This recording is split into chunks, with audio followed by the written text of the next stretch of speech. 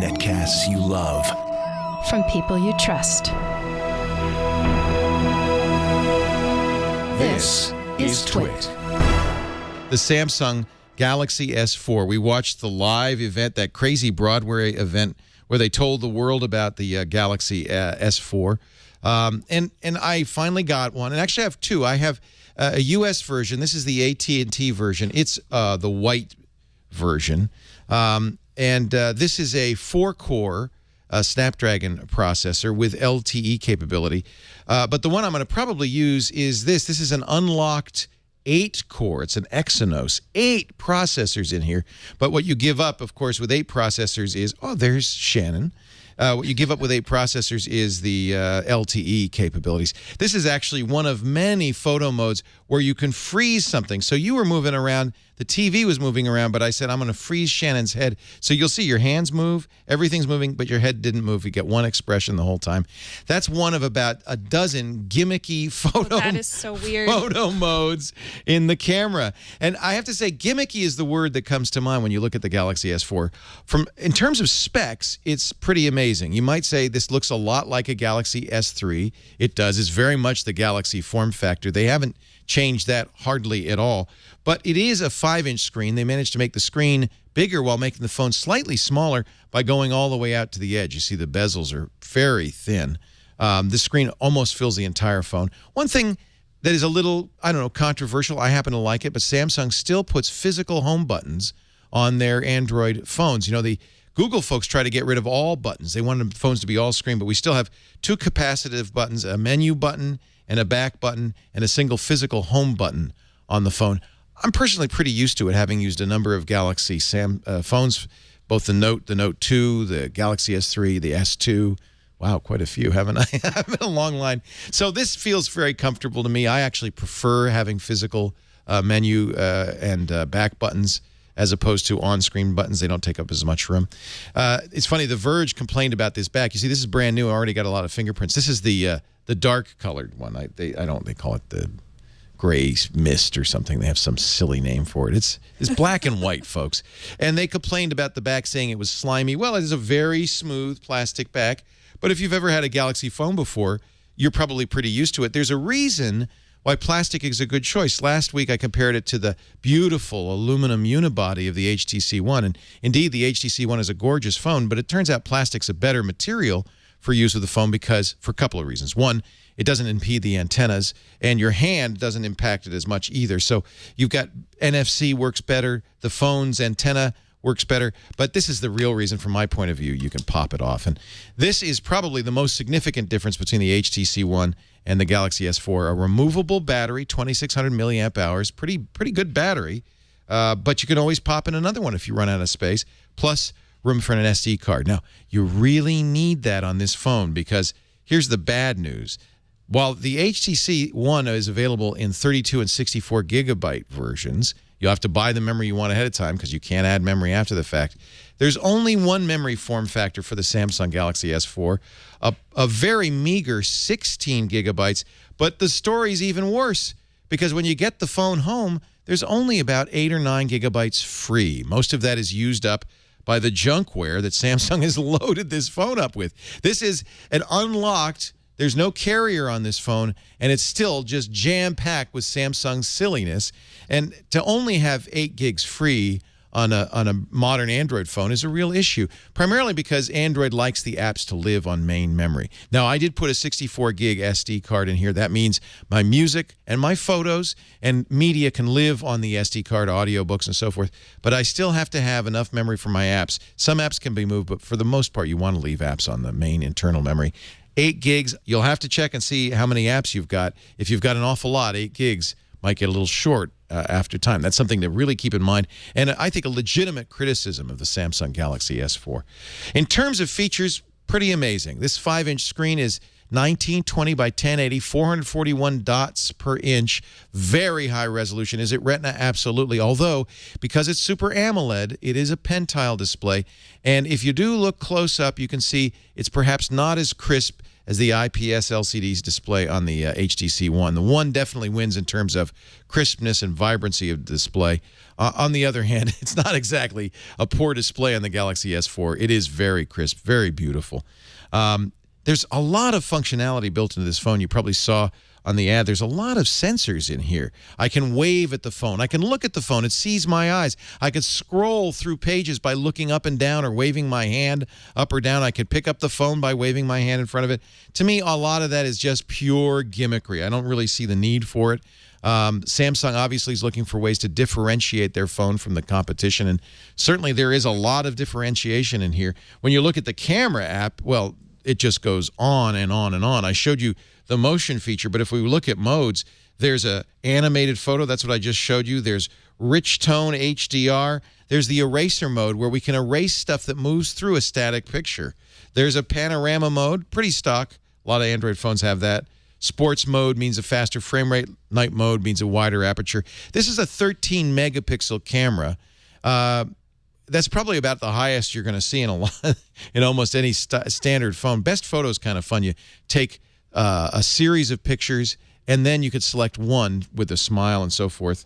That's kind of an interesting feature. You've probably also seen them talk about the best face, where you take 5 consecutive pictures of a group of people and pick the best face from each of those 5 for each of those people. So you have one picture that has them all smiling.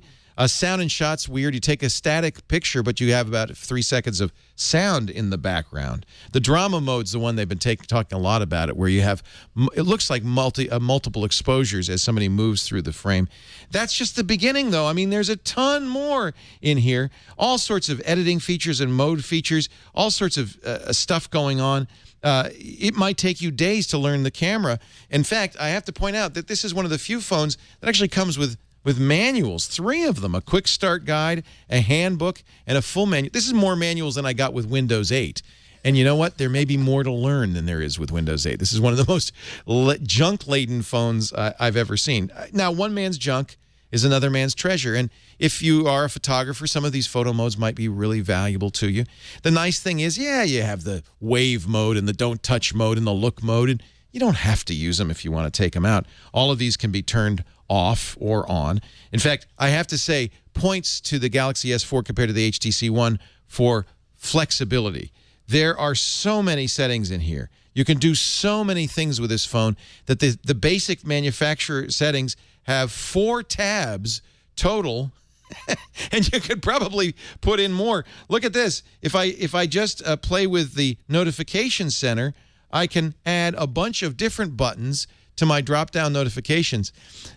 Wow. This is, if you're looking for a configurable phone, this is very configurable. I mean, you're getting great hardware, removable battery, an SD card, complete configuration capability, a gorgeous 1920 by 1080 screen, up to 8 cores.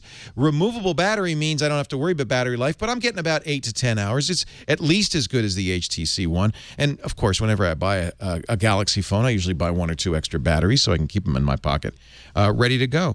I think this is a very impressive phone that does things no other Android phone does, including a multi-window feature that lets you run 2 programs at the same time.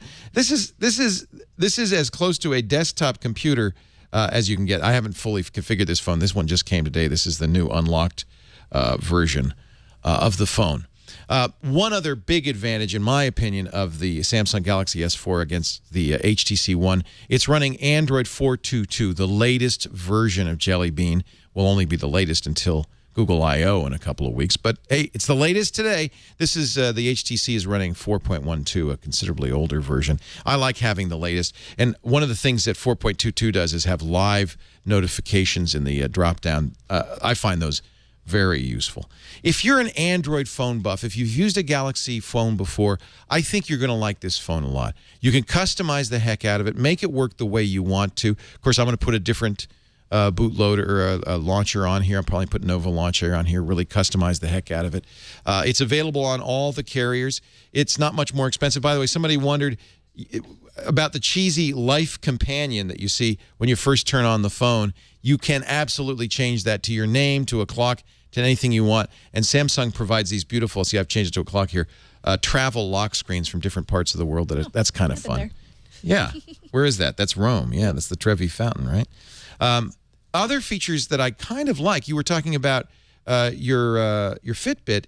There's a Samsung Health app that takes advantages of the sensors in here. This has more sensors than I've ever seen before, including a humidity sensor. I know it's 34% humidity in here. That's the comfort level. It also has a walking mate that'll measure your steps. So I can see that yesterday, for instance, I took 2,912 steps. By the way, very accurate. I could set my goal just as you do with the Fitbit. Shows you distance traveled, number of calories. That's a very nice feature, and it does it just because the accelerometer of the phone works very similarly to the accelerometer on your Fitbit or your Nike Fuel Band. That's a nice feature. I like this health. They're going to have additional modules available. It does have a food tracker. You can enter in your weight and so forth. That's one of a number of additional applications that Samsung builds into it. A scanner, for instance, and it's just a lot of junkware on here. But I couldn't wear it to the gym, though. You really, well, I don't know. You might. You might. You should definitely get an SD card because you're going to want more storage. It comes with very little storage. It's very fast, very fluid, a gorgeous screen. I have to say, on the pros and cons, on the pros, this is absolutely the best Galaxy phone ever made. Of course it is. It's the most recent. It's thin. It's light. Don't listen to The Verge. That's not slimy. But if you don't like it, there's a variety of cases and covers. I've ordered. It's not available yet. I hope it'll be available in time for the review. A cover that has a peekaboo hole in it and can use a feature of the Super AMOLED that only part of the screen lights up. So you can actually put that cover on and see what time it is with the cover closed. There's certainly lots of ways you can make this back be more palatable if you don't like plastic backs. Since we always put our phones in a case anywhere. Well, anyway, I don't really mind that it's a plastic phone. But yeah, okay, so that's a con. It's not quite as gorgeous as the HTC One. A lot of junkware on here. I guess that's a con, although you don't have to use any of it. And for some people, maybe that's something you'd really want on your phone. The screen really is beautiful. That's a definite pro on here. The removable battery and the ability to add an SD card is definitely a pro for this. A powerful, fast phone, state-of-the-art features. I think Samsung's got a winner here. It's a definite buy. But that's not the question most of you are asking. Most of you want to know, well, which should I buy? The HTC One or the Galaxy S4 or maybe something like the Nexus 4, Google's own vanilla experience, which is half as much as these phones. I bought this phone, by the way, unlocked for $800. Wow. $800. You can get it, depending on your carrier, for $200, $250, subsidized with a 2-year contract. I would say that it depends on you. If you want a kind of a more customizable experience, the Galaxy S4 really is desirable in that regard. It is 422. It is a lot easier to get this to a pure Google experience than the HTC One. HTC Sense really mucks up the works and in many respects can't be removed from here. They tie you down a little bit. On the other hand, in terms of fit and finish, there's nothing more beautiful than the HTC One. Camera-wise, it's interesting. The HTC One has a 4-megapixel camera. The Galaxy S4 has a 13-megapixel camera. I think they're both very good cameras. They both have a lot of features. There's no doubt the HTC One wins in low light, and most of your photography is in low light. It's not in broad daylight, but inside, indoors. I like the camera a little bit better on the HTC One. I love the Zoe feature, which is not present on the Samsung Galaxy S4. So on camera, fit and finish the HTC One better. It really is going to depend on your personality. You want a customizable power tool for a real geek, you're going to get the Galaxy S4. If you're more desirous of something that's beautiful and feels good in the hand and is kind of a work of art, this is much more like an iPhone, the HTC One. You're just going to have to decide for yourself. I'm keeping them both. That's my review of the Galaxy S4. Pretty nice phone, I have to say. It's so much like the old Galaxy. I was a little less excited about it. I thought, I want a new form factor. I want it to look a little bit different. It doesn't. But on the other hand, it's like an old friend back in my pocket, and it's going to stay there for some time to come.